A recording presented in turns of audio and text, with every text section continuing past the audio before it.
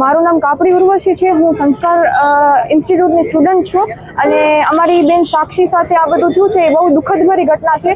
તો અમારી એવી માંગ છે કે આ ઇન્સિડન્ટને તમે એઝ અ સ્પેશિયલ કેસ લ્યો અને આ જે વિક્ટિમ છે એને કડકથી કડક સજા મળે। કેન્ડલ માર્ચ રાખ્યો છે જેનાથી એમને શ્રદ્ધાંજલિ આપીએ અને આમ બધાને દુઃખ વ્યક્ત કરીએ કે આવું ન થાય, કેમ કે છેલ્લા એક અઠવાડિયાથી કચ્છમાં આવી 3 ઘટનાઓ થઈ છે। તો અમે સરકારથી એવી માંગ કરીએ છીએ કે આનું કારણ શું છે કે આવું થાય છે। બહુ દુઃખ થયું કે અમારી જ બેન સાથે આવું બધું થયું છે, એટલે જ અમે આ બધું કર્યું છે એમ કે આવું ન થાય બીજા જોડે।